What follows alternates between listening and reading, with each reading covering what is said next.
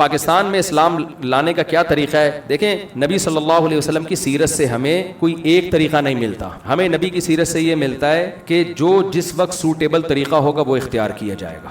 دیکھو مکہ میں آپ صلی اللہ علیہ وسلم نے 13 سال محنت کی, جہاد نہیں کیا. وجہ کیا تھی؟ طاقت ہی نہیں تھی. نہیں, ریاست کیوں قائم نہیں کی مکہ میں؟ بھائی ہم ہمارے لوگوں کو گرم ریتوں پہ لٹایا جا رہا ہے, ہم ان کو نہیں بچا سکتے. بلال حبشی کے سینے پہ پتھر رکھے جا رہے ہیں, ہم وہ نہیں ہٹا سکتے. تو ہم یہاں بات کریں ہم اسٹیٹ قائم کریں گے, تو یہ گراؤنڈ ریئلٹی سے کے خلاف ہو جاتا ہے نا. پاور ہی نہیں ہے. مدینہ سے لوگ آنا شروع ہوئے, وہ خود بخود ہی اللہ نے ان کے دلوں میں ڈالا, وہ بیعت ہوئے, انہوں نے کہا آپ ہمارے یہاں آ جائیں. مدینہ بغیر کسی جنگ کے, جہاد کے اسلامک اسٹیٹ بن گیا نبی کے پہنچتے ہی. اسلام میں پہلی جو اسٹیٹ وجود میں آئی ہے بغیر جہاد اور بغیر جنگ کے وجود میں آئی ہے. اب وہاں جاتے ہی آپ نے سب سے پہلے یہودیوں سے معاہدے کیے کہ جنگ نہ ہو, کیونکہ ہم کمزور ہیں بھائی, ہم نہیں لڑ سکتے, جنگ نہ ہو. اور پھر کیونکہ مسلمانوں کے معاشی حالات بہت خراب تھے, تو آپ کو پتا چلا کہ قافلہ آ رہا ہے تو اس پہ ہم شب خون مارتے ہیں, کیونکہ مکہ والوں سے کوئی ایگریمنٹ نہیں تھا. تو ہم کیا کریں گے, 313 افراد کو لے جا کے وہاں سے جو ان کا راشن آ رہا ہے اس پہ ہم لڑیں گے, ان سے وہ لیں گے, کیونکہ ان سے جو جنگ چل رہی ہے نا. تو جب ہم لیں گے تو ہم اکنامکلی کیا ہو جائیں گے, تھوڑے مضبوط ہو جائیں گے. لیکن وہ اللہ کی طرف سے پوری جنگی ہو گئی, وہ نبی کا ارادہ نہیں تھا, کیونکہ 313 1000 سے اسباب کی دنیا میں لڑ نہیں سکتے. نبی نے نہیں لڑی ہے وہ جنگ, یعنی اللہ کی طرف سے جنگ ہو گئی اور اللہ نے فتح دے دی. غزوہ احد میں آپ دیکھیں وہاں بھی پہل مشرکین نے کی, آپ نے پہل نہیں کی.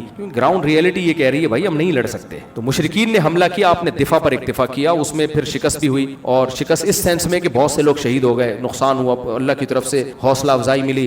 پھر اس کے بعد خندق ہوئی ہے, اس میں بھی آپ نے پہل نہیں کی ہے. سارے عرب قبائل نے مل کے مدینہ کا گھیراؤ کیا, آپ نے صرف ڈیفنس پہ اکتفا کیا, بھائی ان کو کسی طرح اندر آنے سے روکو. یہ نہیں ہے کہ جی ہم جا رہے ہیں بڑھ چڑھ کے حملے کریں گے. اس کے بعد جب غزوہ خندق کے بعد آپ نے فرمایا اب پہل کون کرے گا, اب ہم اتنی پاور میں آ گئے, اب پہل ہماری طرف سے ہوگی. تو یہ سارے چیزیں گراؤنڈ ریئلٹی کو دیکھ کر ہو رہی ہیں. ابھی بھی پاکستان کو اگر آپ اسلامک اسٹیٹ بنانا چاہتے ہو, دو طریقے ہیں آپ کے پاس. ایک طریقہ یہ ہے کہ میں اور آپ, یہ جو بھائی صاحب ادھر توجہ کریں ادھر, ایک طریقہ یہ ہے کہ میں اور آپ ایک تنظیم بناتے ہیں, خلیفہ بناتے ہیں, اور پھر ہم کیا کرتے ہیں, ٹینک خریدتے ہیں, پریکٹس کرتے ہیں, اور جے کے اسلام آباد پہ قبضہ کر لیتے ہیں. یہ 20-30 سال میں بہت دفعہ ہو چکا ہے. اور بعض دفعہ جو یہ کام کر رہا ہوتا ہے وہ خود فوجیوں نے بٹھایا ہوا ہوتا ہے دیکھنے کے لیے کہ اس میں کتنے کتنے لوگ آتے ہیں. اور یہ طریقہ اسلامی کسی بھی مسلم کنٹری میں جب بھی ہوا ہے, ناکامی کے سوا کچھ بھی حاصل نہیں ہو. یہ جو مصر میں داڑھیوں پر پابندی لگی, پردے پر پابندی لگی, کیوں لگی ہے؟ وہاں جو مذہبی لوگ تھے انہوں نے اسٹیٹ کے خلاف بغاوتیں کی ہیں, تو ان کو ہمیشہ خطرہ ہوا داڑھی والوں سے, تو وہ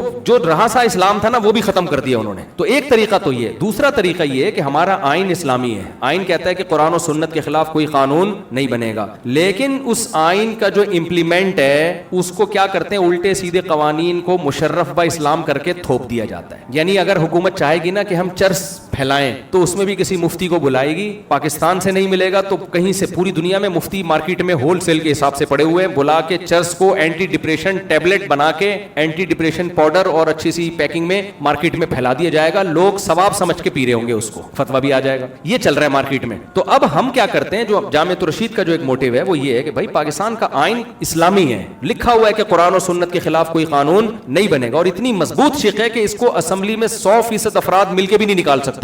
وجہ اس کی ہے کہ پاکستان اس بیس پہ انڈیا سے الگ ہوا ہے, کیونکہ اس شق کو اگر نکال دیا تو انڈیا بین الاقوامی عدالت میں کیس کرے گا کہ بھائی تمہاری جو علیحدگی کی بنیاد تھی وہ ختم ہو گئی ہے. تو یہ یعنی میں اور آپ عملی طور پر اسلام چھوڑ سکتے ہیں, اللہ ہمیں بچائے, لیکن آپشن ہے. مرتد ہو جاتے ہیں نا لوگ, پاکستان کے پاس مرتد ہونے کا آپشن ہے ہی نہیں. یعنی یہ اتنی پازیٹیو چیز ہے ہمارے لیے. سعودی عرب کا آئین غیر اسلامی بن سکتا ہے, نہیں بنے گا لیکن بن سکتا ہے, ہمارا نہیں بن سکتا. تو اتنی پازیٹیو چیز ہے پاکستان میں کہ اس کا آئین غیر اسلامی بننا کا آپشن ہی نہیں ہے. اب مسئلہ کیا ہے کہ ملک چلاتے ہیں چند طاقتیں, نمبر 1 سیاستدان, نمبر 2 فوج, تیسری عدلیہ, چوتھے بیوروکریٹس جو ہوتے ہیں. یہ 4 طاقتیں ہیں جو کنٹری کو چلاتی ہیں. یہ چاروں میں 2 نمبریاں بہت ہیں. یہ جنرل مشرف نے آ کے عدالتی خلا کا قانون ہم پہ تھوپ دیا اور اس کو مشرف و اسلام بھی کر دیا. وہ اتنا فیملی سسٹم ہمارا تباہ ہو رہا ہے. تو یہ 4 چیزیں صحیح ہو سکتی ہیں. اب ان کو صحیح کرنے کا, یہ 4 ادارے ٹھیک ہو جائے نا تو ملک کیا ہو جائے گا, پہلے سے اسلامی ہے بھائی, وہ امپلیمنٹ ہونا شروع ہو جائے گا اس کا. تو 4 اداروں پہ اگر ہم محنت کر لیں, فوج پہ محنت کر لیں, بیوروکریسی پہ محنت کر لیں, سیاستدانوں پہ محنت کر لیں, ہم ہر طرح سے محنت کریں, ان پہ محنت بھی کریں ان لوگوں پہ. دوسرا, یہ ہمیشہ دنیا میں نہیں رہیں گے, ایک نئی جنریشن آ رہی ہے تو آپ سیاست میں نہیں بھیج سکتے. باقی سارے ادارے میرے اور آپ کے پاس ہیں, ہمارے بچوں کے ہیں. وہ ایک صاحب نے مجھے کہا لاہور ہائی کورٹ کے جج نے اتنا غلط فیصلہ کیا, مفتی صاحب آپ اس کے خلاف بیان کرو. میں نے کہا میں بیان کروں گا, ایک فیصلہ میرے خلاف بھی ہو جائے گا. پھر میں فون کروں گا جیل سے, اس نے میرے خلاف فیصلہ کیا, مولوی صاحب اس کے خلاف بیان کرو, اگلے جیل ان کے لیے ہوگا. میں نے کہا سوٹیبل طریقہ لکھا نہیں ہے. کہتے پھر کیا کروں؟ میں نے کہا آپ کے کتنے بیٹے ہیں؟ انہوں نے کہا 4 بیٹے. میں نے کہا آپ نے ایک بیٹے کو سپریم کورٹ کا جج بنانا ہے, ابھی سے فیصلہ کر لو آپ, اور اس کی ٹریننگ اپنے حساب سے کرنی ہے. میں نے کہا 4 کو سپریم کورٹ کا جج بنانا ہے, 4 میں سے ایک نہ ایک سپریم کا نہیں ہائی کورٹ تک تو انشاءاللہ پہنچ جائے گا. اور اس کو پہلے سے سمجھاؤ کہ بیٹا یہ اسلامی کنٹری ہے اور اس میں تم نے یہ کچھ کرنا ہے. تو اگر ہم 50 سال پہلے یہ پلان بنا کے کام کر رہے ہوتے تو آج ہمیں اس کا رزلٹ دیکھنے کو مل رہا ہوتا. ہمارا مذہبی طبقہ مسجد اور مدرسوں تک محدود رہا ہے اور لبرل طبقہ مسجد سے بالکل دور رہا ہے. تو مسٹر اور ملا 2 الگ الگ ٹرینیں ہیں جن کی دمیں آپس میں ملتی ہیں, انجن بالکل وہ ادھر. تو ملک سیکولر لبرل قوتوں کے حوالے اور مسجدیں مولویوں کے حوالے, اور اس میں بھی کوئی کرائٹیریا نہیں ہے کہ وہ کوئی کہیں سے فارغ بھی ہے یا نہیں. تو پلاننگ ہی ہم نے کچھ کی نہیں ہے نا پاکستان کو اسلامائزیشن کی طرف لانے کی. اس کا پھر نتیجہ نکلتا ہے یونیورسٹیوں میں ایسے ایلیمنٹ پیدا ہوتے ہیں جو بغاوت پہ لے کے جاتے ہیں, جو رہی صحیح طاقت ہے تاکہ اس کو بھی ختم. تو ایجوکیشن کو فوکس کریں, اسکول بنائیں, یونیورسٹیاں بنائیں. دیکھو عیسائی مشنریاں پوری دنیا میں اسکول بناتی ہیں, پھر اس کے ذریعے عیسائیت کی تبلیغ کرتے ہیں. ہمارا زور مدرسوں پر ہے سارا, مدرسے بھی ہونے چاہیے, لیکن 99% جو پبلک ہے وہ اسکولوں میں جاتی ہے.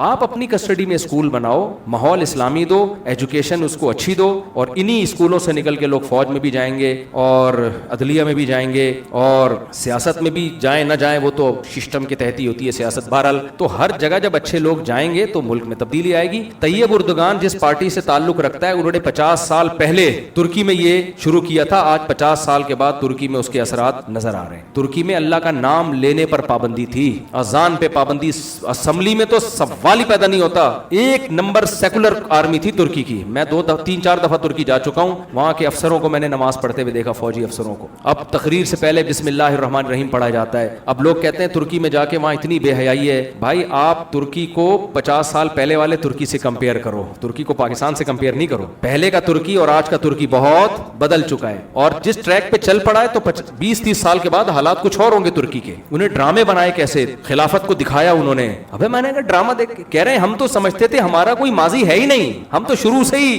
فضول لوگ ہیں, مسلمان جب سے دنیا میں آئے ہیں پاگل ہی ہیں. ہمیں تو وہ ارطغرل دیکھ کے پتا چلا یار ہمارا ماضی کتنا شاندار تھا بھائی, کچھ ایتھیس مسلمان ہوئے ہیں. تو یہ ویژن ہے, سمجھ رہے ہو. ہماری فلمیں کیا بنا رہی ہیں لوگوں کو, ڈرامے. ہمارے جو ڈرامے ویژن کے بغیر ہیں وہ ڈرامے. اس میں ہے کہ دیور کا بھابھی سے چکر چل رہا ہے, دیور کا کس سے چکر چل رہا ہے, بھابھی. شوہر نے 3 طلاقیں دی ہوئی, حلالہ کروایا جا رہا ہے بیوی کا. یہ بےغیرتی ہمارے ہاں دکھائی جا رہی ہے. پھر جناب وہ بیوی بھاگ گئی, غریب شوہر تھا. آج مجھے کسی نے بتایا, آج ہی کی لیٹسٹ رپورٹ ہے, کسی نے مجھے بتایا کہ ایک ڈرامہ آیا ہے جس میں دکھایا گیا ہے کہ شوہر غریب تھا, شوہر کا دوست مالدار تھا, تو بیگم آہستہ آہستہ کدھر کھسک گئی, شوہر کے دوست کے پاس. تو میں نے کہا یار یہ ڈرامے دکھائیں گے تو غریبوں کی بیویاں تو کھسکیں گی پھر آہستہ آہستہ, صحیح ہے نا. تو یہ ویژن کے بغیر ڈرامے ہیں. وہ طیب اردگان کا ایک ویژن تھا, وہ ایک پارٹی سے ہے, تو اس نے ایک ارطغرل ڈرامہ بنا کے پوری دنیا میں پھیلا دیا. اس ڈرامے دیکھ کے لوگ کیا کر رہے ہیں, میں ڈرامے نہیں دیکھتا نہ بچوں کو دیکھنے دیتا ہوں, میں نے ارطغرل دیکھنے دیا. میرے بچے کیا کر رہے تھے جن دنوں, اب تو وہ ختم ہو گیا, بچیاں جو ہے نا وہ حلیمہ بنی ہوئی ہیں اور وہ اوپر نا وہ بنا کے تلواریں لے کے بچیاں گھر میں گھوم رہی ہوتی تھی. میں نے کہا یہ دیکھو پورا ماحول ڈرامے نے چینج کر دیا. بچے کہنے گھوڑا لا کے دو ابو, میں نے کہا بس کر جاؤ بیٹا, گھوڑا چاہیے. جب کرکٹ کے میچ آتے ہیں سب بچے گیند بلے میں ہی بس. تو یہ میڈیا کو یہ پاور دی ہے. ہم لوگ صحیح لوگ آئے نہیں ہیں, ہم نے اسکول ایسے نہیں بنائے, ویژنری لوگ بنائے نہیں ہیں. تو کام اللہ جو محنت ہوتے ہیں تو بھائی آؤٹ پٹ ہوتا ہے. باتیں کرنے پر گورنمنٹ کی طرف سے کوئی پابندی. اب جو اسکالرز آ رہے ہیں یہ مولوی کچھ نہیں کر رہے, یہ ملک میں انقلاب نہیں لا رہے. بھائی آپ کیا کر رہے ہو. میرے اپنے شاگرد جامعۃ الرشید میں پاکستان نیوی میں کمیشن آفیسر گئے ہیں, عالم بنے ہیں, ہم سے پڑھا ہے انہوں نے. ہمیں خوشی ہوتی ہے یار کہ ایک مولوی کا شاگرد نیوی میں کمیشن آفیسر جا رہا ہے. یہ بہت تھوڑی تعداد میں, لیکن جب سب کی یہ سوچ ہوگی تو ایک ملک میں ایک پازیٹو تبدیلی آئے گی. پاکستان گندا ملک نہیں ہے, خدا کی قسم بہت اچھا ملک ہے. ہم بہت گندے ہیں, ٹھیک ہے. پاکستان کا جو لا ہے نا, اسلامی قرآن و سنت کے خلاف کوئی قانون نہیں بنے گا. یہ سیکولر لبرل لوگوں کے لیے حلق کا کانٹا ہے, وہ یہاں آ کے پھنستے ہیں. تبھی آپ دیکھو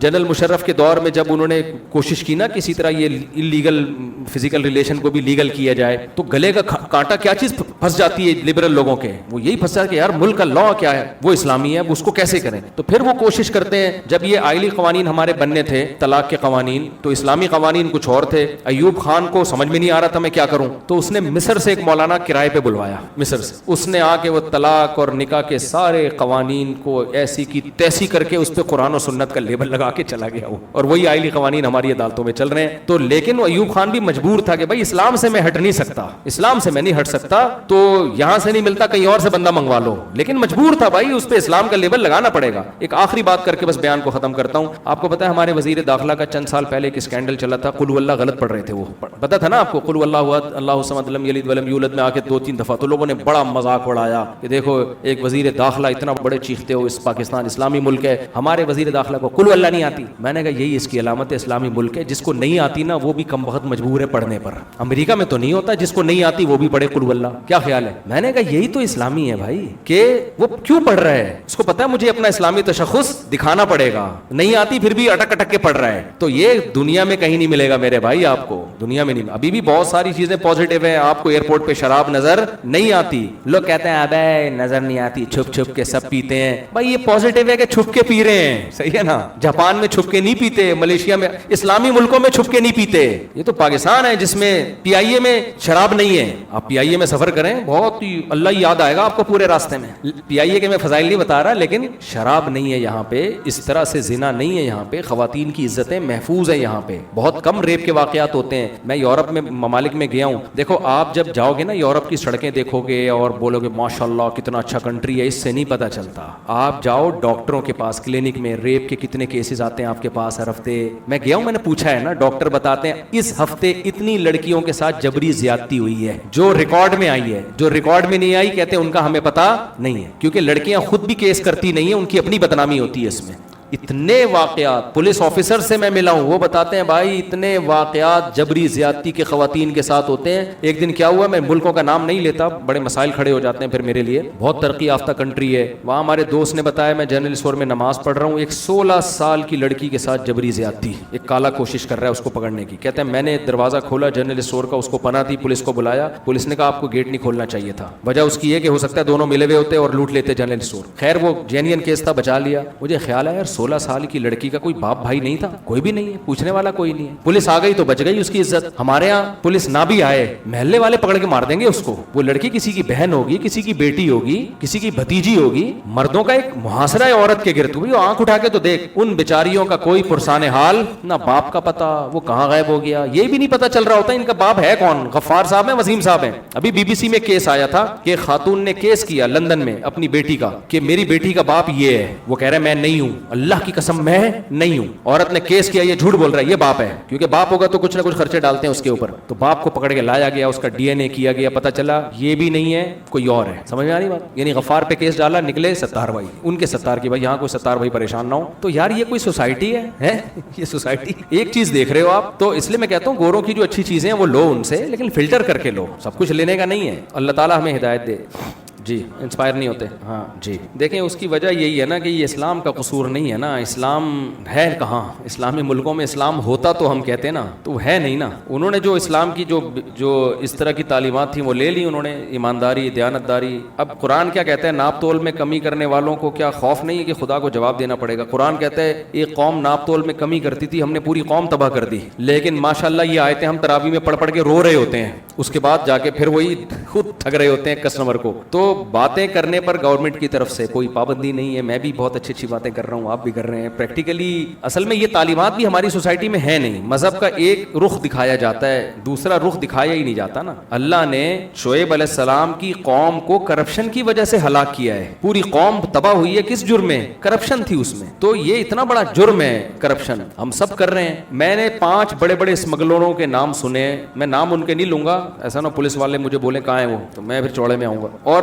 بہت بڑے بڑے ڈرگس کے اسمگلر ہیں, چرس اور ہیروئن کے, اور 5 کے نام بتاؤں کیا ہیں, فرضی نام لے رہا ہوں, اوریجنل نام نہیں ہے. ایک کا میں نے پوچھا یار اس کا نام کہتے ہیں حاجی سلیم, یہ کون ہے جی حاجی جمشید, یہ کون ہے جی حاجی ستار, یہ کون ہے جی حاجی وسیم, یہ کون ہے جی حاجی غفار. میں نے کہا حاجی لگانا ضروری ہے یار, کام کیا ہے, ہیروئن کے اسمگلر, چرس کے اسمگلر, کھرب پتی, سب کیا ہیں حاجی. اور آپ ان کے کپڑے دیکھیں سفید, کاٹن کلف, مونچھیں صاف, ایسے لگ رہا ہے آدمی کہتا ہے ابھی حج کر کے ابھی ابھی آیا ہے, صحیح ہے نا. تو یہ چل رہا ہے مارکیٹ میں. اقامت دین کے لیے بہترین بات کی. اچھا یہ انہوں نے بارڈر والا سوال بھی رہ گیا تھا, ٹائم ہے میں جواب دے دوں ان کا, دو سوالوں کا میں جواب دے دوں, 2 سوالوں کا جواب دے دیتا ہوں. دیکھیں اسلام میں بارڈر کا حقیقت میں تو تصور نہیں ہے, ٹھیک ہے نا, ایک دارالاسلام اور ایک دارالحرب, لیکن کچھ چیزیں ہونی چاہیے, ہوتی نہیں ہیں. جب نہیں ہے تو پھر کیا کرنا چاہیے, یہ بھی اسلام نے ہمیں بتایا ہے. میں ایک مثال سے بات سمجھاتا ہوں. اسلام نے کہا جو حاکم ہے نا, جو آپ کا خلیفہ یا لیڈر یا حاکم, وہ نیک ہونا چاہیے, وہ پڑھا لکھا ہونا چاہیے, وہ عالم ہونا چاہیے. کیا خیال ہے, ہونا تو یہی چاہیے. لیکن جب نہیں ہے تو کیا کریں, ہے کون جناب, تو اب کیا کریں, اس کو بم سے اڑا دیں. تو اسلام نے دوسرا بھی ہمیں حکم دیا, اسمعوا واطیعوا ولو استعمل علیکم رجل حبشی کأن رأسہ ذبیبہ. صحیح بخاری مسلم کی بہت ساری حدیثیں اس پر, کہ جب بھی کوئی ایک حاکم ہو, چاہے جو مرضی ہو, تم نے امت کی اجتماعیت کے لیے اس کی اطاعت کرنی ہے. اور آسان, میں آپ کی بات کی طرف آ رہا ہوں. امام کیسا ہونا چاہیے, پوری داڑھی ہو, نیک ہو, بہتر ہے 4 بیویاں ہو, ایک مثال دے رہا ہوں میں, صحیح ہے نا, شریف شرفا ہونا چاہیے. ایسے آدمی کو امام بنایا جائے. لیکن فقہا نے ساتھ ساتھ یہ بھی لکھا, اگر نہیں ہے تو جو ہے نماز اس کے پیچھے پڑھو, صحیح ہے نا, جماعت نہیں چھوڑ سکتے. کیوں, اسلام اجتماعیت پہ زور دیتا ہے. کسی کی انفرادی حیثیت کو خراب بھی ہے برداشت کیا جائے گا اجتماعیت کے لیے. تو صحیح مسلم کی حدیث کہ جب مسلمانوں کا کوئی ایک امیر بن جائے, اس کے خلاف جو بھی کھڑا ہو اس کو قتل کر دو, کائنم من کان, کتنا ہی نیک کیوں نہ ہو, کتنا ہی اچھا کیوں نہ ہو. بھائی جب ایک ہے تو اجتماعیت ٹوٹ رہی ہے, پاور ختم ہو جائے گی, آپ کی طاقت ختم ہو جائے گی. تو اس کی وجہ, تبھی یزید کے ہاتھ پہ زیادہ تر صحابہ نے بیعت کی ہے, حالانکہ اس پہ بڑے اشکالات تھے, لیکن وہ بیعت اسی بیس پہ کی ہے, بھئی پاور اس کے پاس ہے. تو اگر ہم بغاوت کریں گے تو 2 ریاستیں ہو جائیں گی, امت کا شیرازہ بکھر جائے. حجاج بن یوسف کتنا ظالم تھا, حضرت ابو ہریرہ جیسے صحابی حجاج بن یوسف کے پیچھے نماز پڑھا کرتے تھے, آ کے جمعے کی نماز بھی اسی کے پیچھے پڑھ رہے ہیں, اسی کی اطاعت کر رہے ہیں, بڑے بڑے صحابہ. تو ہونا تو بہت کچھ چاہیے, یہ لکیریں نہیں ہونی چاہیے, سعودی عرب, پاکستان, مسقط, دبئی ایک اسلامک اسٹیٹ ہونی چاہیے. لیکن جب نہیں ہے تو کیا کریں, تو ان کو جوڑنے کے چکر میں اگر یہ ڈر ہے نا کہ مزید ٹوٹ جائیں گی, تو بھائی جتنے ٹوٹے ہوئے ہیں فی الحال اس پہ گزارا کرو. تبھی آپ دیکھو بنو امیہ کے دور میں ایک اسلامک اسٹیٹ تھی, جب بنو امیہ کے خلاف بغاوت ہوئی ہے بنو عباس نے, تو وہ ایک اسٹیٹ نہیں بنی, اس بغاوت کے نتیجے میں اسلامک اسٹیٹ 2 حصوں میں ڈیوائیڈ ہو گئی. پہلی دفعہ اسلام میں یہ دراڑ آئی تھی کہ جی بنو امیہ نے ظلم کیا تو ہم ان کے خلاف بغاوت کریں گے. بغاوت ہوئی تو کیا ہوا, اسلامک اسٹیٹ 2, اندلس میں الگ خلافت قائم ہوئی اور ادھر بصرہ کوفہ میں الگ خلافت قائم ہوئی. پھر اس کے بعد سے خلافتیں در خلافتیں, پھر جو خلافت عثمانیہ تھی بہت بڑی تھی, لیکن ہندوستان میں وہ نہیں تھی. ہندوستان میں الگ مغلوں کی حکومت تھی, وہ بھی اسلامی ریاست تھی ہندوستان کی, وہ مغلوں کی حکومت تھی. ادھر مسقط میں الگ حکومت تھی. تو اسلامک اسٹیٹ بنو امیہ کے بعد آج تک کبھی ایک خلیفہ پہ لوگ جمع نہیں ہوئے ہیں. تو سب علماء کا ہمیشہ سے یہی فتویٰ ہے کہ جہاں جو خلافت ہے, جو حکومت ہے, اس کو مزید توڑنے کی کوشش نہ کی جائے, وہیں کے جو بادشاہ اس کی اطاعت کی جائے. تو کچھ کام ہونے چاہیے, لیکن نہیں ہو رہے تو ہم گراؤنڈ ریئلٹی کو دیکھ کے چلیں گے. ان کو ایسے طریقے سے جوڑنے کی کوشش کرنا کہ وہ مزید ٹوٹ جائیں, یہ نہیں ہو سکتا, یہ جائز نہیں.